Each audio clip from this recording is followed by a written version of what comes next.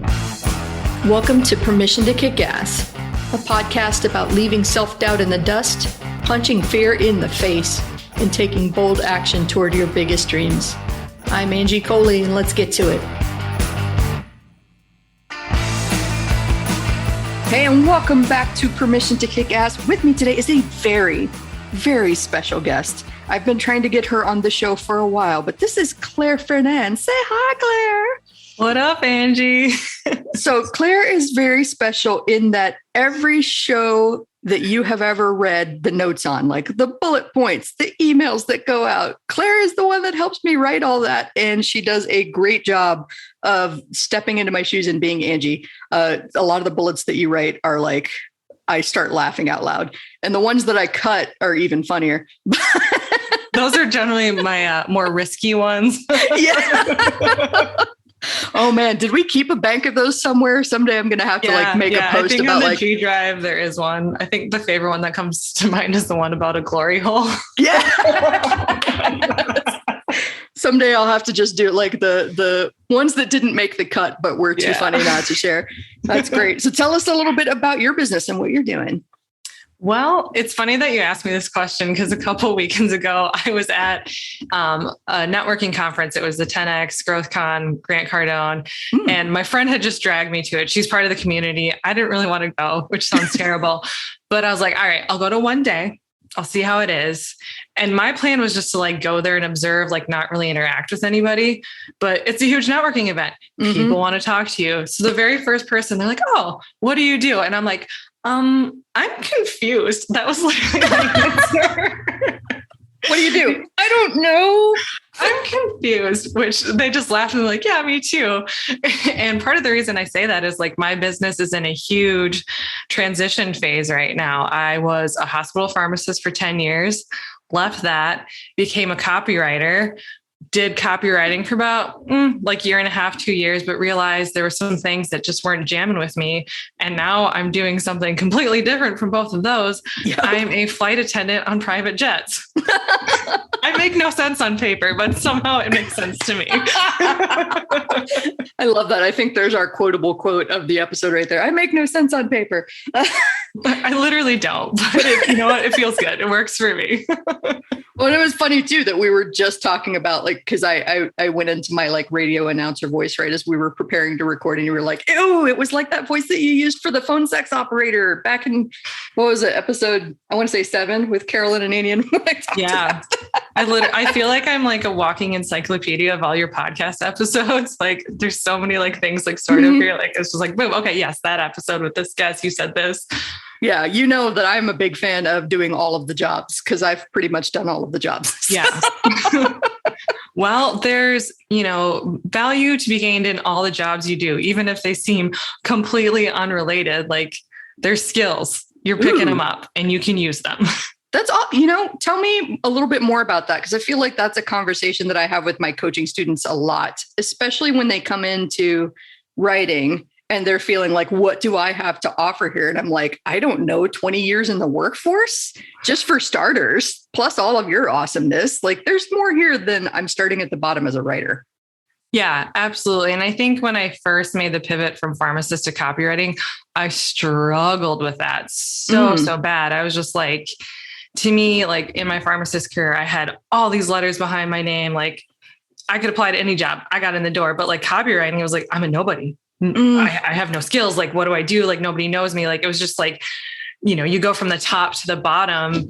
And I just completely like forgot that I had 10 years of professional experience, like talking to different people, like interacting, like so many skills that I just could not figure out how to articulate and put to use in copywriting. And I feel like that was like a constant theme of like all my coaching with like Kevin or like you or Melanie or Rachel. I was like, how do I work in this pharmacist thing? And they're all like, duh, Claire, like, it's so there. I remember Melanie one time, she's like, it's like asking a fish to describe the ocean. They don't know that it's the ocean because they're in it. And like, that was me. Like, I just could not see how to really connect those skills other than just being like a health and wellness copywriter, because like, hey, I'm a pharmacist. I know science. I can talk about all these things. And I did do that successfully, but I feel like there's probably like a whole nother skill set from pharmacy that I just did not figure out how to bring to copywriting. Mm-hmm. But now, like, fast forward to being a flight attendant, somehow I've just like figured it out. Yeah. Like it's just comes so naturally. A big thing in like aviation is crew resource management. When there's, safety issues or stuff that goes down, like how do you function as a team with the pilots and that. And for me, I'm like, oh, as a pharmacist, that was being on the resuscitation team. So working with the doctors and nurses, like when a patient's like coding and dying, like we work as a team, we function together. That's crew resource management. Like, boom, that made sense. Mm-hmm.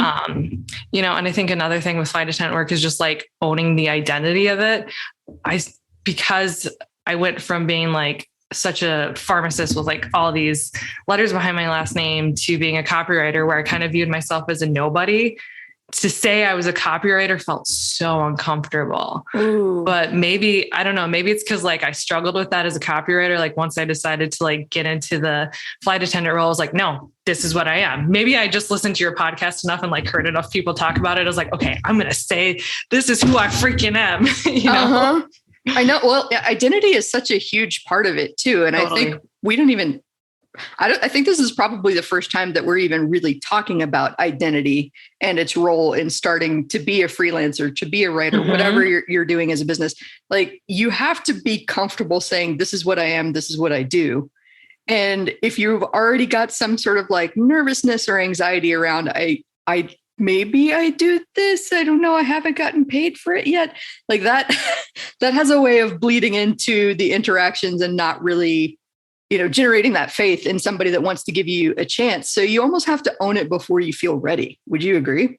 Oh yeah, totally. I mean, if you're uncomfortable and don't feel confident saying like, I'm a copywriter or I provide X, whatever service it may be, the person that you're trying to get to buy it, they're going to be like, okay, mm-hmm. cool. Maybe I'll do some more research on my own. So yeah, right. Like you really have to believe in yourself and like own it and have that vision of like, yes, I am, this X service provider. I do this. I do the best that I can. And like, present that even mm-hmm. if you haven't done it yet. And even if you're not 100% comfortable with it, like you have to believe it. Otherwise nobody else will believe it. Mm-hmm. And I think for me, like with copywriting too, because I made such a huge career transition, I was a pharmacist for 10 years. That was a huge part of my identity. And I didn't really give myself time to mourn that. So it was like this whole like personal struggle of like, well, who am I now that mm-hmm. I'm not a pharmacist, but trying to take on this new identity of a copywriter, which is a completely different like working world compared to being a pharmacist. It was just, honestly, it was probably like too much at freaking once. Yeah. Like timing plays a big role in the success of these things too. And that's another thing that we don't really talk about, but I feel that on a very deep level too, this whole, who am I now that I'm not doing this thing that I'm known for? Because my transition was, as you know, I'm a copywriter. I've been the head of these big name teams for years. I've generated some stellar results, and now everybody knows me as a copywriter. And I was even talking about this with some coaching students recently, that it took about 9 months after I left my old role for people to stop asking me to write copy for them. And I just had to like firmly hold the line and be like, no, I don't write. Nope. I don't do launch. Nope. I'm not a copywriter I will post your job in a community. I will introduce you to several excellent writers I know. Nope. Like every once in a while, somebody would come along with a sweet deal where it's like, maybe, like, and then like, no, I can do that. No, I'm going to take that big check. And then I'm going to get disenchanted with having to write again. And I'm going to let everybody down, and let's not even go down that path. Right. Like, let's not do it. It's so funny because actually earlier this week, I had to tell like my last copywriting client, because I've slowly been phasing it out. I had to tell him like, hey man, I'm not going to be doing this anymore. And he was like, what? No, he's like, how much, Claire? And I'm like, dude, I'm like, whoa, you're tempting me, but no. And I think part of that is just like, I am so much more comfortable with my identity as the flight attendant. So it's easy to say no to things that I know aren't in alignment, and like for you, like as you made the pivot to coaching, you could say no to copywriting, even though you're a friggin-tastic copywriter. You could say no because you're a coach. You believe that that's your identity. And like people coming up and being like, hey, you want to do this old thing? I'm very woo. Like that's the universe testing you. Like, are you really ready? Are you committed to your vision? Let's see. Let's put this little tantalizing carrot in front of you. Cause I mean, for you probably to like go back and do some copywriting work, like not that hard, quick, easy money. But not like the identity that you have right now as a coach. And like, for me to continue to do copywriting, like that's not in alignment with like what I'm trying to do with flight attendant work. And also like I'm pivoting to focus more on my own writing and like sharing my own story through different ways. Like me, I get to write as me and not other people. Like that's the dream as a writer. I know that was the exciting thing about it for me, because I remember when I first put out the ad, you know, and I had to get my own coach to kind of talk me off. I was like, nobody can write like me. I am a special, unique unicorn, and nobody knows how to sound like me. And my favorite thing ever was like, talk about transferable skills and creativity. I think a lot of people looking for like a job or a gig get hyper focused on the guy with like the donut box resume or like the super creative stuff. But you shot me a video where you had made. Are you cool with me sharing this story? Oh, totally. This is my favorite. All right. So talk about somebody that understood the brief that I didn't even put out there, right? You made a fake headset out of tinfoil to mimic my big over-ear Bluetooth headset that I usually use on coaching calls. You made a fake Jack Skellington sweatshirt by pinning a bunch of paper Jack Skellingtons to your sweatshirt to mimic my favorite comfy old hoodie that I wear everywhere. I think one of the very first things that you did was touch your nose, which of course they can't see since I don't share this video with anyone, but like you're looking at me like doing this. I didn't even realize that like I touch my nose when I'm thinking until you pointed it out to me. Totally do. So you went on this like 4-minute spiel of like imitating me down to the hand gestures, the mannerisms, slamming a timer down on the table and going, fucking do it. And I was like, take a fucking power nap. Yeah. And I was like, okay, so how did I convince myself that nobody could write as me? Like you went so far beyond writing as me and you just became me for like 4 minutes that I think we have to try this out and make it work. Oh, yeah. Man. I like to describe myself as like an irritatingly observant person. Like I just notice the nuances of, you know, the things around me, the people around me. And especially if I like you, I just pick up on this little stuff. And it's not meant to be like, you know, mean or like judgy or anything. It's just, I'm irritatingly observant. Like I can't not notice things about people, but it comes from a place of love and kindness. Oh no, I totally get it. Cause I'm a natural mimic is one of my really weird skills. And people that have seen me do it like off the cuff tend to get weirded out. But like, if Stella meows, I can make a sound that sounds almost exactly like her right back to her. What a wonderful party trick. Yeah, I know. Let's have a conversation with the cat. If I wanted to make one of those videos where like I sang one song, but switched into different divas voices, like went from, I could easily do that and sound like Ariana Grande as much as I could sell it. Why don't you? I probably need to at some point to just do that. But like, it's one of those just kind of natural intelligences I have within my body to like be able to, I know how that sound is made and I can make it as soon as I hear it. Weird. I love these tangents. They're so entertaining. But I like, because that goes into like owning your identity too. Because I remember when I saw your video, you did write a line in there about like, this is not meant to be offensive. And I was like, I laughed my ass off the entire time. There was nothing about this that I took in an offensive, like, I giggled so hard making it. The whole time I was like crafting my Jack Skellingtons. I'm like, this is so fucking funny. I am hilarious. There was like one moment I'm like, will she get pissed off? I don't care. I'm having so much fun. And that is the best energy to bring to these projects too. Like you can actually have that energy in business with the people that you work with. Like, I don't care. I'm having so much fun. This is going to be so great. Oh my God. I hope they love it as much as I do. Like, we get so hung up on like how things should be that we forget to have fun sometimes. Yeah. And I honestly, like the most successful moments are like when I'm having fun, because it doesn't matter like what service you're providing, whether it's like written or like you're doing something to somebody, like that energy, they feel that. And like, they get excited too. One of my past copywriting clients, I wrote her an email and I used the story of like how elephants rampage. to like release anger. Cause it was like creative art journaling. And the whole spin was like, sometimes you just got to rampage with your journaling and get this out like an elephant, like just go nuts.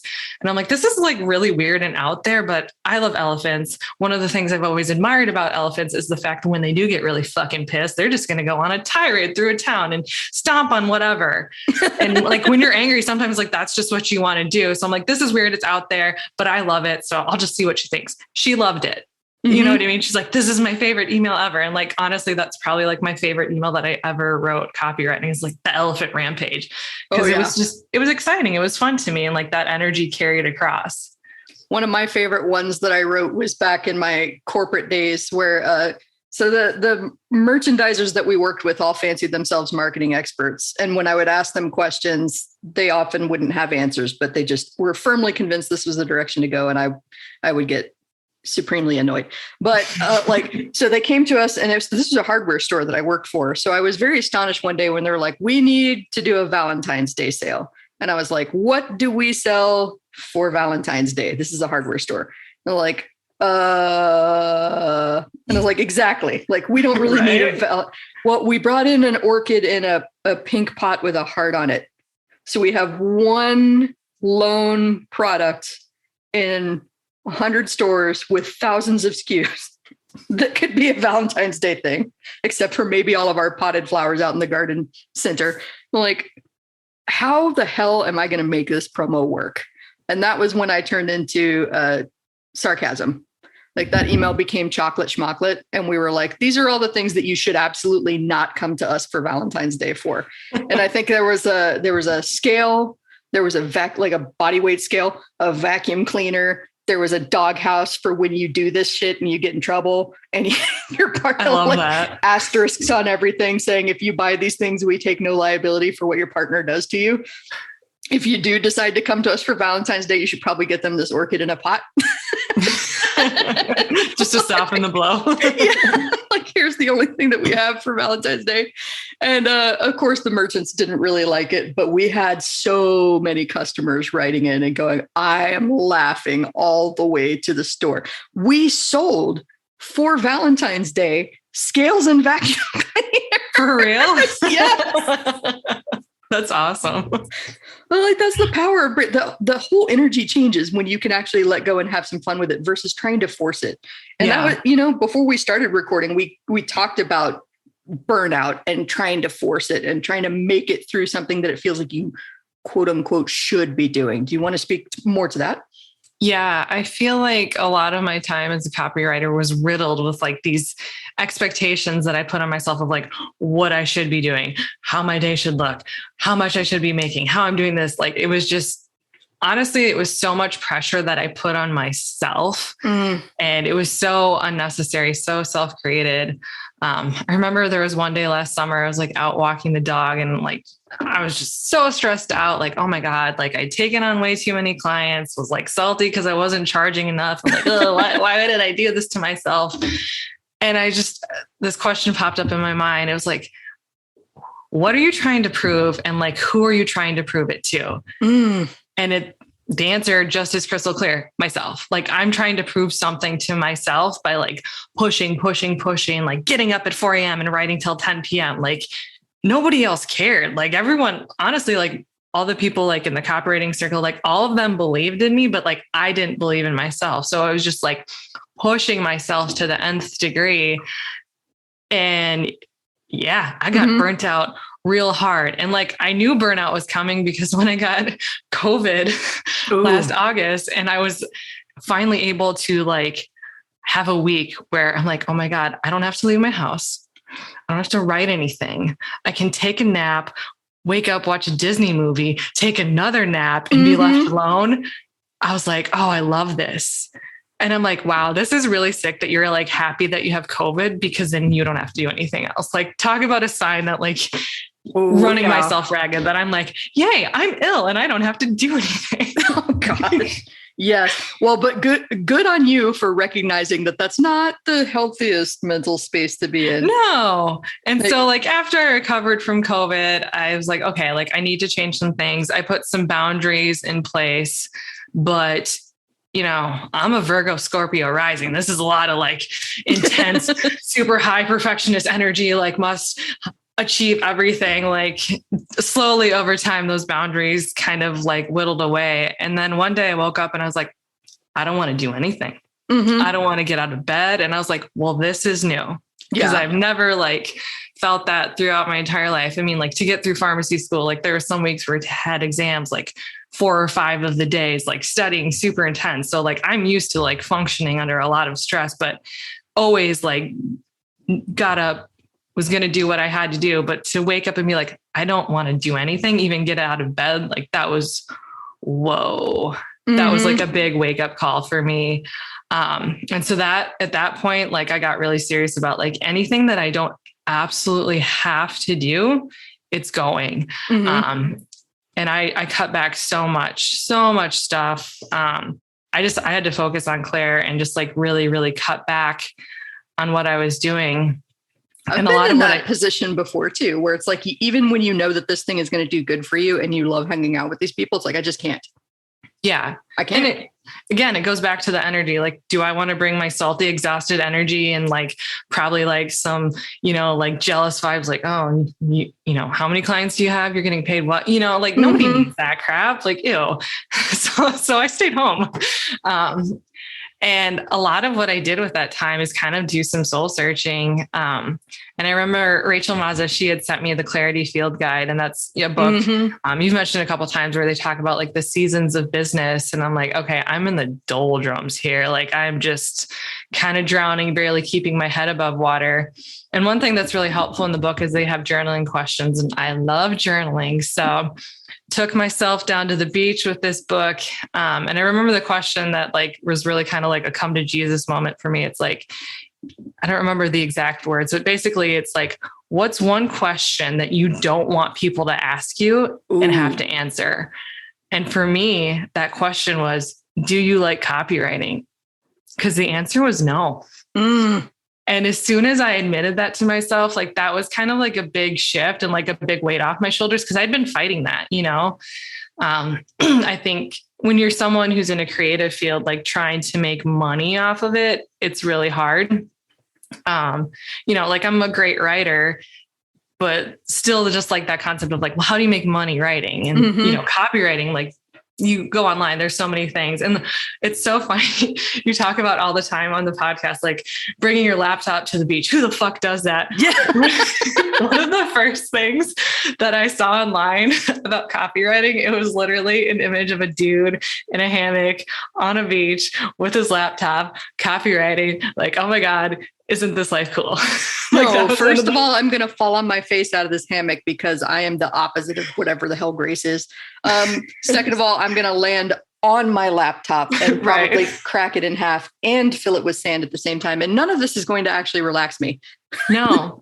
And it's probably humid as hell on this tropical island, wherever you are. So it's like you have weird sweat, like dripping in between your keyboard keys. So there's short circuiting. So when you press Q, it's like actually an X, and it's like, what the fuck is this word? Like it's just, the laptop on the beach does not work. No. And that was a conversation that I had with some coaching students on a call, like right before you and I started talking too, which is about the attitude and the energy and the motivation that you bring to any particular project, especially in a creative field like this. That has to be taken into consideration too. I was telling them about a time that I walked away from a 5-figure a month retainer because I just couldn't sell what they were asking me to sell. And they were like, are you kidding me? For $10,000 a month, I would write whatever. It's like, for $10,000 a month, I will not write whatever. I'm not going to sell my soul for this. Like pretend that I think that this is a great product and that people are going to benefit from it when I know that I'm putting my interest above their own. Like that's, and I know that there are writers out there that think differently from me. And there are people out there that money is the big motivator and it doesn't really matter what they're doing for it. So like, that's no judgment. Everybody operates the way they are. But I know that I felt a similar energy. It's like, when I don't believe in this thing, everything but a freaking wall comes slamming down in between my brain and my fingers. And like, I just can't.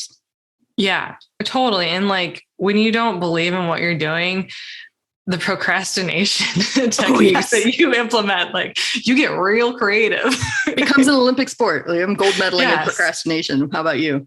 Oh my God. Yeah, totally. It's like all the thing, like in hindsight, just like thinking all the ways I procrastinated. It's like, it was just ridiculous, but it's like, cause I didn't have my heart in it. There was something to me that for whatever reason, like, I love the idea of getting paid to write, but it's like, this isn't what I want to write, cause for me, I feel like my writing, it shines the most, like when I can be more playful and fun. And, the focus is, when my writing can be focused on like making somebody smile or laugh or like have something thought provoking that like helps them change their perspective, that's when my writing shines. But when my writing is like focused on like, buy this shit. Yeah. And I'm like, yeah, I don't care. Like, who wants to hire a copywriter that doesn't care if your shit gets bought when they're writing? Yeah. Like, it's so bad. That's not great. And I know, like, I'm going to go ahead and take credit here because I remember seeing some of your email samples and being like, girl, you got the goods. You are a fantastic writer. And I laugh every time I see you post something. So like, we're going to find you with it. Yeah. You're going to be writing books with me. Like I just wrote down, you would probably be proud of me. I finally wrote down the laundry scar story the other day about like, people were like, hey, tell me about your travels. And then last year I was like, I'm grieving and depressed and I don't want to write shit about this. Plus I live this as my everyday life and it doesn't feel unique and special like it does to you looking in from the outside. Right. And I fell down the stairs the other day while doing laundry and now I have a scar and people are like, really? Yes. I have 2 circular scars on my ankle. I'm looking at it like you can see through your ear holes right now. Just imagine these 2 circular scars on my ankle that I got from falling with all of my weight on my ankle, trying to do my laundry. And I finally wrote that story. It's like, then I thought I was going to get gangrene and then like I was going to die. Like, I took it to your brain. I took it to the writer's nth degree. Like, this is how I die doing laundry. This is why I should never do laundry. Basically, that's the lesson I took. Yeah, that's what you learned. It's funny though, like something you just said is like from people looking from the outside in, like what they see versus what you see. And I think, I just feel like that's something that's been coming up for me a lot lately. Like I don't see myself the way other people see me. So like in copywriting, like everyone was like, oh my God, Claire, like you're a great writer. Like you could totally do this. Like you'd be making big bucks. Like I didn't see it. You know what I mean? Like, again, I was just a fish in the ocean. Like I just could not see it. But I think one thing that I've learned is like, sometimes when people like reflect to you, like how you really are, like you need to like sit up and listen because they're not looking through the filter of the self-doubt, the bullshit, the fears, like all the dumb narratives that you tell yourself that you're not good enough. It's like, they just see you for how awesome you are. And like, you really need to listen to them. Oh yeah, exactly. I have I don't even know if it's a filter, but we'll just go ahead and call it one for simplicity's sake. This podcast wouldn't exist if it weren't for random people paying me compliments because they liked my voice, which I still like, I guess because of the acoustics bouncing around here in the old noggin, I hear my voice differently inside my head from when I rarely listen to recordings if I can help it, with the exception of the podcast on a weekly basis. Like I have to listen to the stupid shit I say and make sure that it's not too stupid. But like, I spoke on stage at an event, a professional event. And when I got down, and this is a room full of 1,000 people, it's a dark ballroom. It's hectic. It's crazy. It's noisy. Somebody found me in the dark at the back table to tell me, I really love your voice. Do you have a podcast? That's so funny. Like, what are you smoking? I don't have a great, what? And so I just kind of dog, like, how did you hear me? I know. I just dismissed it as this like weird, somebody was having a psychotic break and my voice is amazing. Cool. We're just going to ignore that.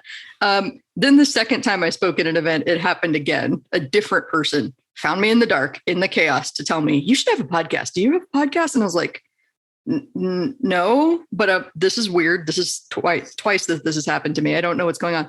Then the third time it happened, I had this sudden epiphany of 3 people, 3 separate times, nothing to gain from like they're not trying to sweet talk me into writing for them at a great deal or anything like that. They literally just came to pay me a compliment and tell me how awesome that they thought I was. Why am I fighting this? Why am I telling them that they're wrong? And one of my friends, Dr. Julie, when I have fits of anxiety like that, she said something that really snapped me out of it. She goes, how arrogant are you? And I was like, bitch. Ooh, but I love her. So like after the initial bristle, I'm like, okay. Why is that arrogant? And she goes, so you've got people out there that are taking in everything that you're having to say. They're having an amazing experience. They think that you are phenomenal and they come up and tell you how awesome you are. And you go, you're wrong. How's that not arrogant? And I was like, oh, shit. Interesting. Like this whole societal pressure that we have sometimes to just reject the feedback and feel humble. Or artificially humble sometimes. And I'm not saying I'm going to go out there and be an egomaniac tomorrow, but I've started taking the compliments that people pay me much more seriously. And like, I have a duty to hear that and consider it versus rejecting it outright. It actually makes me feel better about myself too. So not going to lie, that's been a good move for me. Yeah. It's weird how hard it is. Like when somebody gives you a compliment, just to be like, thank you. Because usually like we're taught to be like, oh, well, like, no, thank you. Yeah. Like, oh, I guess I'm okay. Like, no, thank you. Thank you for seeing me. Thank you for like having the courage to come up and share that with me. And thank you for knocking some fucking sense into me. Yes. Right? Like, thank you. I appreciate you. And it's funny, like what Dr. Julie said, I was talking. So again, I'm very woo. I'm doing like this hypnotist therapy stuff right now. And it's really cool. Ooh, it's so cool. But one of the things that my hypnotist said, she's like, think about it like this, Claire, like, is your fear of like having your voice be heard? Is it worth keeping it to yourself to know that like, there's, people that you could be helping that aren't going to be helped just because you're scared? Like, is that worth it to keep quiet, to not like own your voice, own your power? And it's like, no, I don't want to do that. And like it's kind of like taking like the me-centric, like, I'm so scared, I don't want to do this, and be like, okay, if I don't do what I'm meant to do, like I'm hurting people, I'm not helping them. Like I can't be that selfish. That's not cool. That's very arrogant of me to put myself above all the people I could help. Yeah. By just getting over myself. I love that too. The words that really caught my attention when you said that was like me-centric. And I think that is like at the root of almost all of society's evils, let alone like how we hold ourselves back. It's all about me and what I'm getting and my place in the world and me. And I'm not saying you shouldn't care about yourself, because I am a big proponent of self-love and self-care and holding firm boundaries. But you can do that in a way that shows care and consideration for people around you as well, without bending over backwards and letting people take advantage of you. And I had a very similar thought process when it came to starting this. Like, who am I to have a podcast? And it's saturated and people don't want to hear what I have to say. But I tell you, the letters that I get on a weekly basis say exactly to the contrary. I get people that write to me every week, and sometimes they'll write about an episode that they listened to from like 6 months ago that they just now heard. But they'll be, I needed to hear this today. This one really resonated with me. And I'm like, okay, if I just get this message to that one person that needs it at the time that they need it, totally worth it. Totally worth all the anxiety and the fear. Yeah. And you have no idea like what that person's going to go on and do, like what the ripple effect, the butterfly effect is. So yes, it may be like just one person in front of you, but it could be like thousands later on down the line.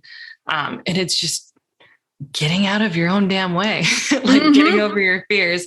And it's almost like counterintuitive. Like you don't want to be me-centric and like your fears and your anxieties like holding you back, because the reality is like nobody else sees that. But you do need to be very self-kind and like focus on being the best version of you and taking care of yourself, because that sets an example for other people. Like they see you doing your best, then they're like, that quietly inspires them to do it. So sometimes it's not even like, it's weird. It's like being me-centric. You shouldn't do it, but like you kind of need to do it, but like in different ways. Yeah. There's a balance, right? Yeah. You can't swing that pendulum too far either direction. For sure. And it's, I've had a lot of people comment on like my confidence level and stuff like that, which my default joke to that is like, oh, if only you were in my head. You're right. You hear me spiraling out. The latest thing I'm spiraling out over is that I've got my first event. We're recording this in April. My first event is coming up in a couple weeks here. And I'm like deep in planning, which of course comes in with the anxiety of like, can I deliver on what I promised? These people are coming out here and they're expecting good things. Like, no. I just remember my coach holding my feet to the fire and was like, what can you show people is possible if you put yourself out here and do this first? And like that little tiny shift in perspective was enough to challenge. And that gave me a great tool too. Whenever I start feeling anxiety, I'm like, what could I help others achieve if I challenge myself to do this first? Right. Oh shit, I can lead by example. What? Like, hey, it's so funny when I first left my pharmacist job and like pivoted to copywriting, like the amount of people like that I knew from the pharmacy profession, like reaching out to me and kind of like on the low being like, yo, I kind of don't like it here either. It's really cool what you're doing. And they would like ask me advice. It was very like, they kind of like were covert about it. Cause I mean, to be in that profession and be like, I don't like being a pharmacist, like, especially all the training, like it's kind of like nobody does that. Nobody leaves pharmacy. The money's too good. Like the people just stay there and they're miserable and they bitch about it. But, but by me, I guess like kind of having the balls to be the batshit crazy person that I am, like people that got people thinking and they reached out to me for support. And I'm just like, yeah, anytime you want to talk about this, like just reach out. So, and I never expected that. Yeah. I had no idea. I've told people about that before, this phenomenon of accidental expertise.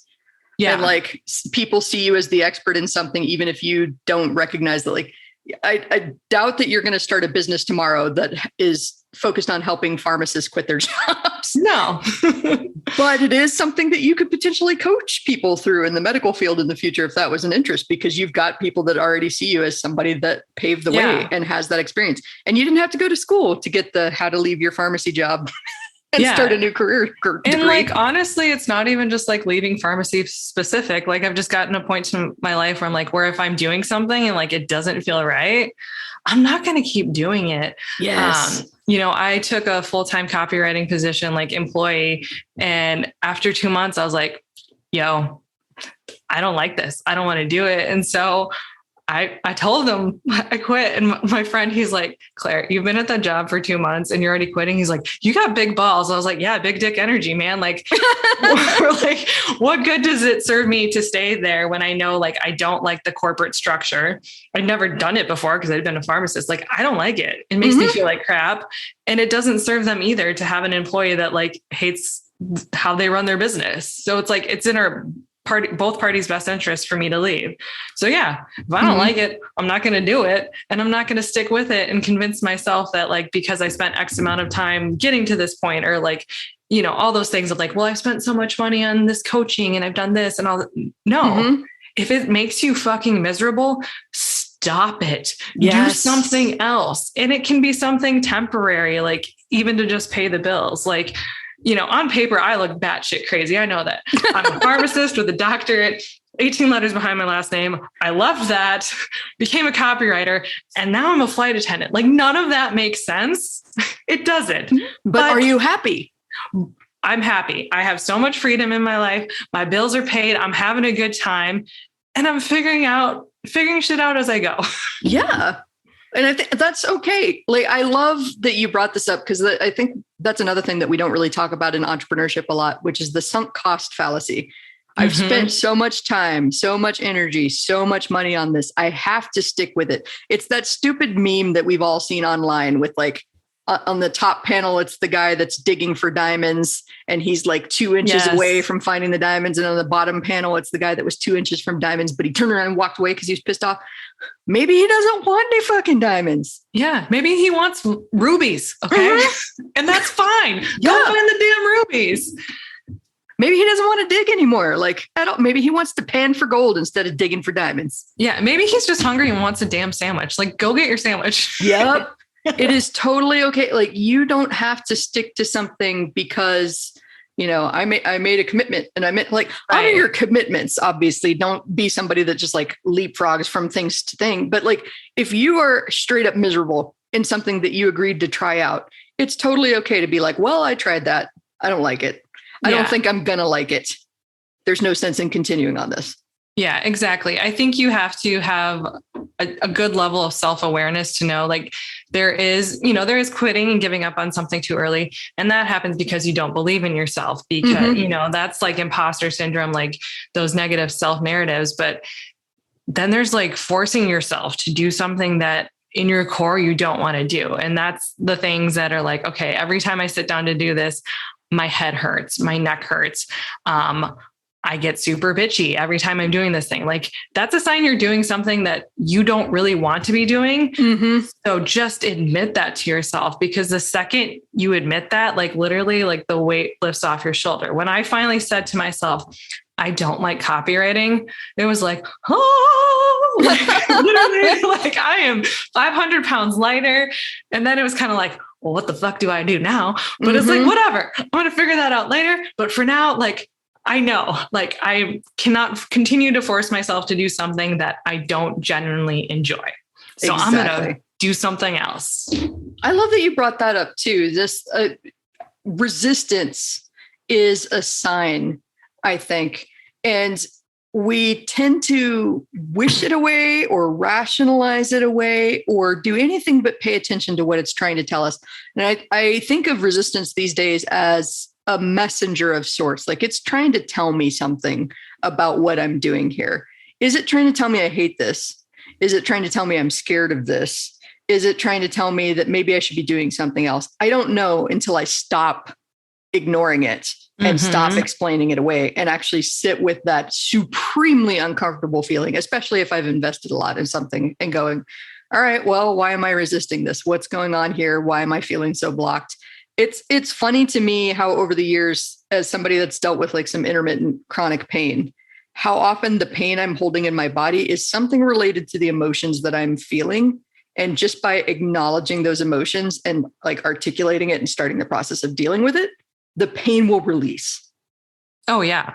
It's just, you have to give yourself space to like really sit and think, what does this mean? Because you could keep inundating yourself with noise and you won't figure it out. But eventually your body's going to be like, yo, you need to listen to me and I'm going to break because you're not getting the subtle signs. And you've got to get the should out of there. My best friend is fond of saying that, like, stop shitting on yourself. I should be feeling this. I should be doing that. Like that all is masking the lesson, or the learning or the truth that resistance is trying to share with you.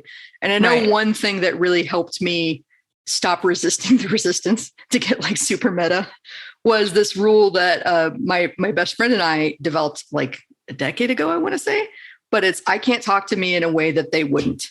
And vice versa. They can't talk to themselves in a way that I wouldn't, because why would you treat someone like a piece of shit and expect to keep a healthy relationship with them? You wouldn't.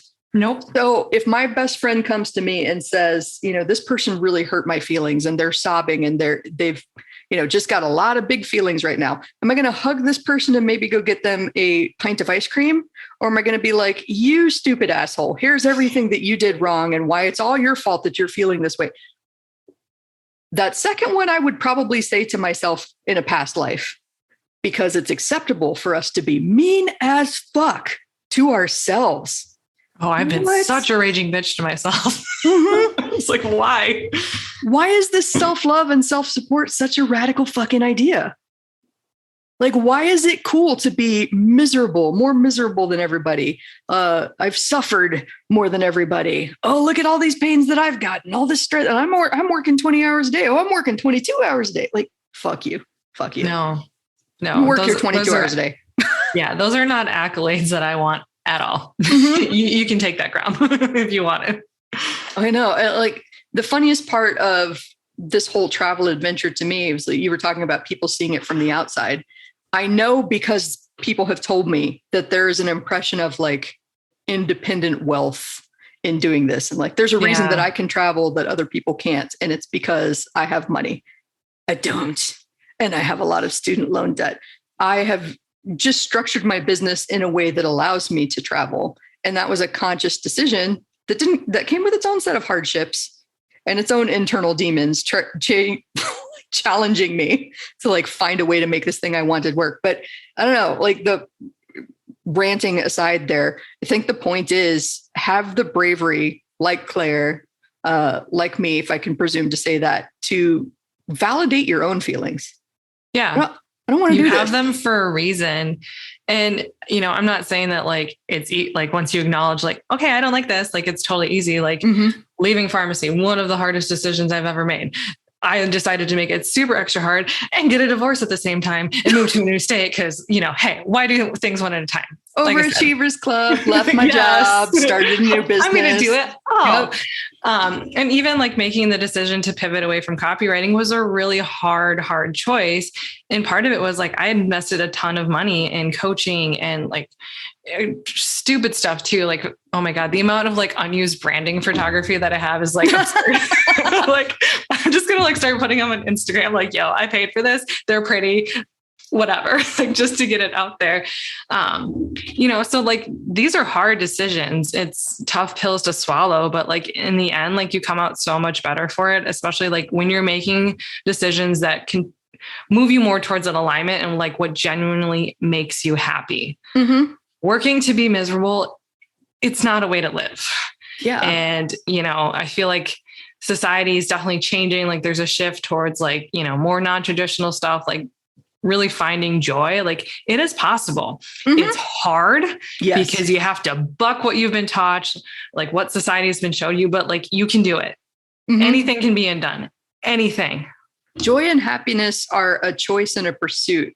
Absolutely. Versus a destination. And I think like we set that goal line so far in the future. Like someday when I've checked off all these boxes, I'll earn the right to be happy. Like you can be happy right now, bitch. Yeah. Right now. You could be happy. Why would you wait to be happy? That's stupid. Mm-hmm. And the bonus points is like, if you deliberately look for reasons to be happy, if you look for little, I think Ariana Huffington wrote about it recently. She called it glimmers. Little glimmers of joy throughout the day. Yes. If you train your brain to look for it, you see it more often. And then it becomes self-feeding and you don't see the negative shit all the time, everywhere, every day. Yeah. If you're just grateful and happy, like you're going to see more things that make you happy and make you feel grateful. And then you will attract more things that will bring you more happiness and more gratitude. And like, you don't have to be miserable. You don't have to stick with something because you spent a ton of money on it, because your mom thinks that's what you should be doing. Like, no. Like you can do genuinely what makes you happy. It's possible. I just want to punctuate that again for everybody that's listening.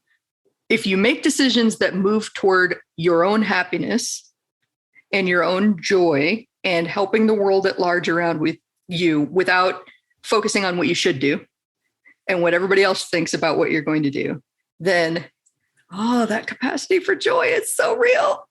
It's so good. Yeah. I mean, I think about my life at this time last year, like how different it is, how different, but and at this time last year, like I was just making that transition out of pharmacy, like making huge life choices. And that was probably the lowest I've ever been in my life. And like, I look at my life today, I'm so happy every day. Like even now, like my worst days now are better than my best days back then. And it's because I'm just following my trail of joy. Yes. Sometimes I take little detours and it gets a little bit thorny, but I just keep coming back to like, what makes me happy? What can I do to like spread joy and kindness and like serve? Mm-hmm. And it just keeps getting better and better every day. It's awesome. Oh, I love that. I love that. Yeah. And I can tell the difference in the energy between when we talked this time last year.